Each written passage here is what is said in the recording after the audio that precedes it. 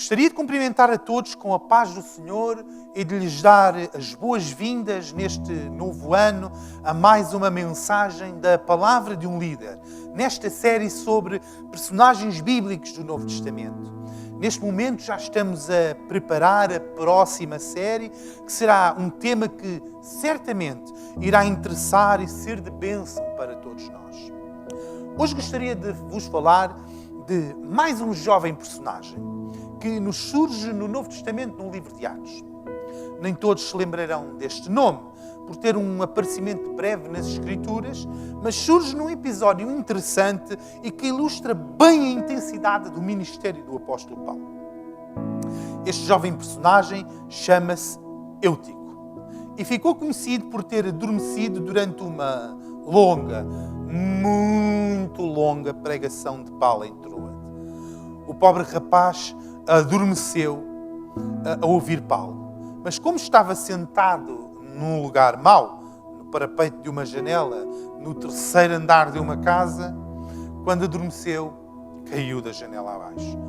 Vamos ler o texto bíblico em Atos, capítulo 20, versículos 6 a 12, na nova versão internacional, que diz o seguinte: Navegámos de Filipos após a festa dos pães sem fermentos e 5 dias depois nos reunimos com os outros em Troade, onde ficámos 7 dias. No primeiro dia da semana, reunimos-nos para o partir do pão e Paulo falou ao povo. Pretendendo partir no dia seguinte, continuou falando até à meia-noite. Havia muitas candeias no piso superior onde estávamos reunidos. Um jovem chamado Eutico, que estava sentado numa janela, adormeceu profundamente durante o longo discurso de Paulo. Vencido pelo sono, caiu do terceiro andar. Quando o levantaram, estava morto. Paulo desceu, inclinou-se sobre o rapaz e o abraçou, dizendo: Não fiquem alarmados, ele está vivo. Então subiu novamente, partiu o pão e comeu. Depois continuou a falar até o amanhecer e foi embora. Levaram vivo o jovem, o que muito os consolou.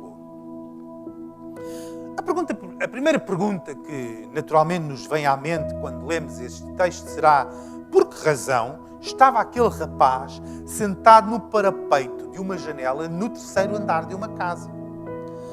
E é uma pergunta interessante, porque há muitas interpretações que se têm tirado de tal facto. Por isso, antes de interpretações, ilustrações, alegorias e lições, queria entender convosco o porquê dele estar sentado no parapeito da janela. A primeira razão pela qual podemos perceber, pelo texto, o rapaz estava sentado no parapeito da janela, era porque esta estava aberta. Se a janela estivesse fechada, não poderia estar sentado ali. Mas como na sala onde estavam reunidos havia muitas lamparinas acesas, muitas lâmpadas acesas, o ar ficava pesado. Estas lâmpadas não eram modernas lâmpadas elétricas. Elas funcionavam com azeite, que era o combustível de uma pequena chama. E com muitas chamas acesas naquele salão, para além de todas as pessoas, era necessário ter a janela aberta. Logo, o parapeito estava disponível para banco do Eutico. A segunda razão para o rapaz estar ali sentado, embora não seja textual como a primeira, é de depreender naturalmente. A sala, ou o cenáculo, estaria cheio de crentes da igreja que naturalmente ansiavam ouvir Paulo e participar na Santa Ceia. Com toda a sala cheia, todo e cada canto estaria ocupado, pelo que o parapeito da janela, daquela janela aberta, seria um lugar quase natural para alguém se sentar. Disto podemos retirar lições, disto podemos fazer análises, tirar doutrinas ou construir pensamentos. Claro, todos eles um pouco especulativos, mas podemos. O primeiro pensamento é acerca da janela aberta. A janela aberta era uma necessidade, porém era também uma oportunidade de errar. E parece um dilema, uma dificuldade, uma daquelas dúvidas difíceis de resolver. Alguma coisa que sabemos ser necessária, mas que também pode constituir um perigo para nós ou para aqueles que amamos. E como resolver? Como decidir? Será que a decisão certa era fechar a janela, correndo o risco de intoxicar toda a gente? Ou abrir e correr o risco de alguém cair da janela abaixo? Parece claro que era impossível fechar a janela. Então a solução estaria em encontrar uma forma de impedir que alguém ali se sentasse. Isso apenas poderia ser feito prestando atenção, chamando a atenção de qualquer pessoa que ali se sentasse para não o fazer.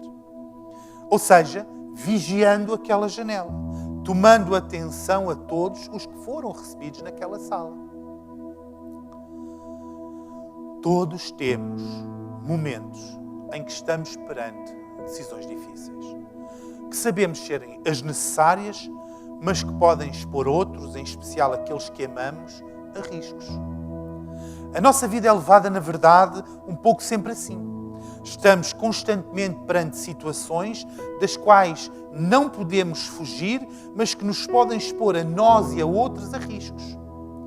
Riscos esses que só evitamos se formos cuidadosos, vigilantes.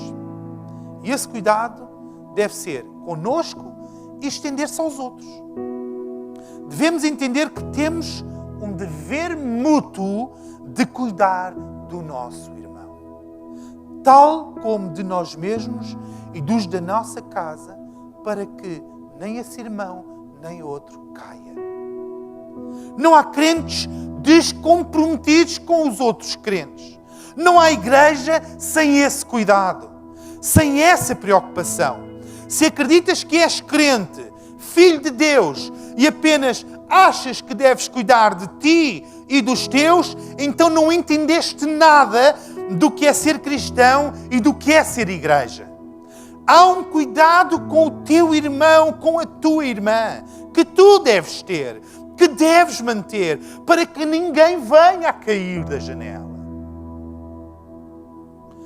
O segundo pensamento é acerca de salas, casas, cenáculos muito cheios, onde as pessoas se sentam em qualquer pequeno canto onde caibam e, por isso, podem colocar-se em posições de perigo. A lição aqui é óbvia. Ninguém está seguro se passa despercebido no meio de uma multidão. É fácil, é muito fácil, alguém sentir-se só no meio de muita gente. É fácil não se perceber que há alguém em perigo quando se tem muita gente para quem olhar. É fácil perder o foco quando há tanto para onde olhar, para onde a atenção se dispersar. É fácil passar despercebido é fácil passar despercebido que um jovem se tenha sentado num local perigoso quando se está perante uma sala tão cheia. É fácil a um pastor perder uma ovelha da qual ele nem percebeu que esta se afastou do redil. É impossível que ele deixe as 99 e procure essa que se afastou, quando ele não tem 99 para cuidar, mas sim 999 para tratar.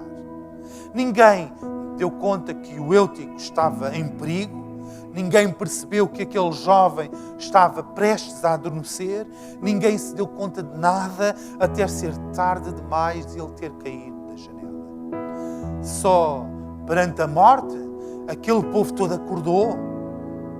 Não acordou do sono, mas acordou para a existência perdida daquele jovem. Somos devedores de cuidado mútuo uns aos outros. O amor de que Paulo dizia ser devedor era um amor que se expressava na prática do cuidado pelo irmão.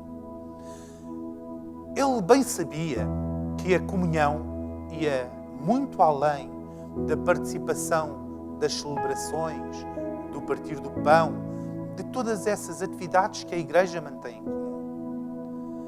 Bem que Paulo nos ensina que o cuidado que devemos uns aos outros é um cuidado diário, é um cuidado de preocupação, é um cuidado de oração, é um cuidado de proximidade.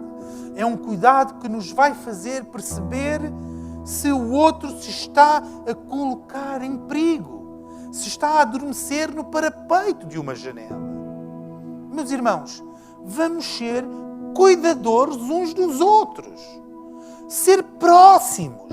Sem isso, ninguém nunca vais perceber se o teu irmão está em perigo.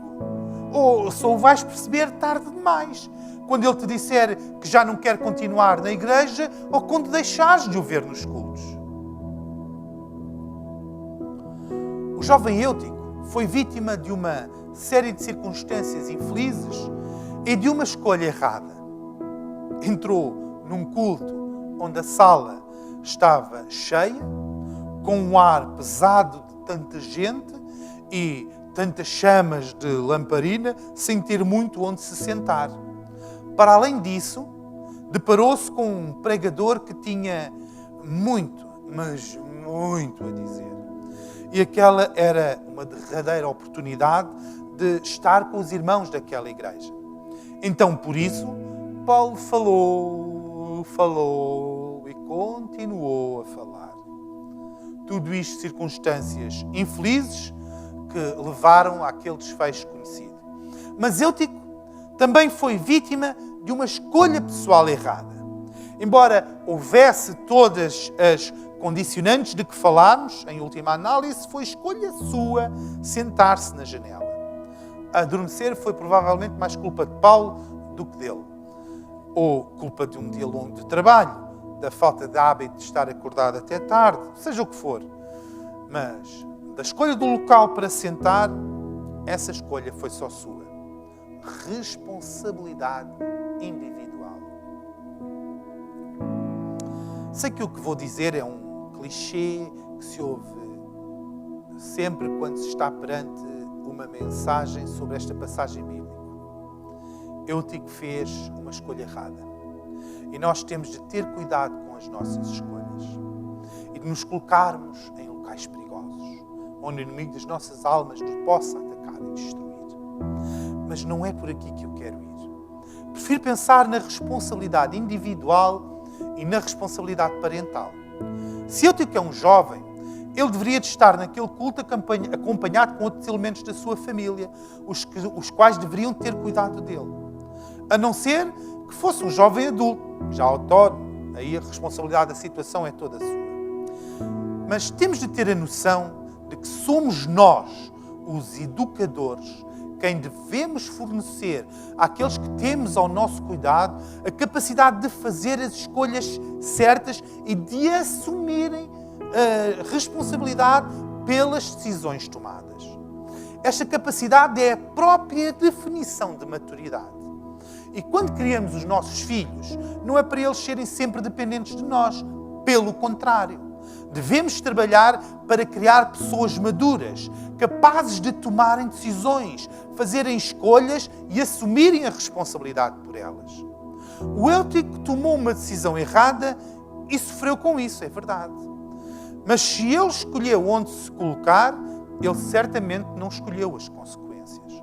Essas foram um efeito da escolha. E precisamos de entender este princípio e de o ensinar claramente às nossas crianças e adolescentes. Eles não podem viver, porque não viverão de facto, numa redoma de proteção, onde nada escolhem, onde são protegidos das consequências das escolhas que façam. Isso não existe. Temos de preparar os nossos jovens, temos de os ajudar a entender que todas as decisões, todas as escolhas têm consequências e que devemos estar preparados para as assumir. Todo este episódio de Eutico teve um desfecho trágico, mas que depois virou de sentido com a ação de Deus, com a operação de um milagre. O jovem adormeceu, caiu do terceiro andar e morreu. E não haja dúvidas de que morreu, o texto bíblico é bem claro nisso. As circunstâncias em que aquela reunião se realizou proporcionaram as condições para que Eutico fizesse uma má escolha. Por isso, adormeceu, o adormecer, aliás, provocou a sua queda e a sua morte. E com isso, todo o ambiente de bênção se estragou. A morte entrou em cena. Mas a morte entrou em cena no lugar errado. Ali estava o autor da vida, o próprio Jesus Cristo, vivo não apenas nas palavras de Paulo, vivo não apenas no coração de todos aqueles crentes, mas vivo em espírito e em verdade pela ação do Consolador que ele deixou com os seus discípulos.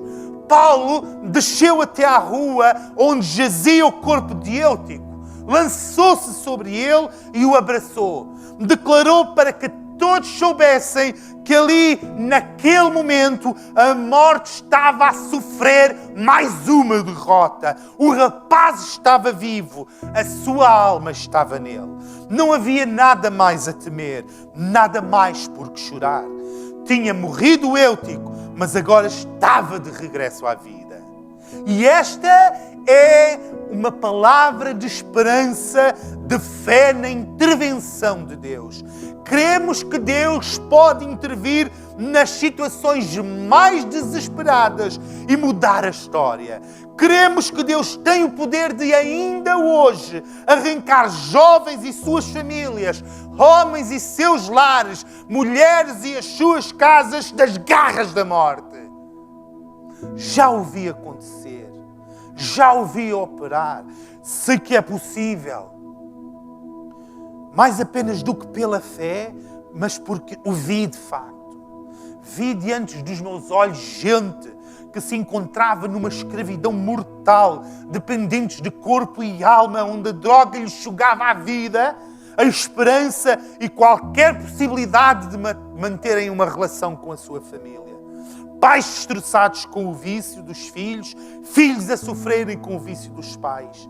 Mas vi depois a intervenção de Deus, com um abraço como o de Paulo, a trazer essas pessoas de volta à vida, a reconstruir a integridade e o amor de famílias inteiras, a construir onde só havia destruição.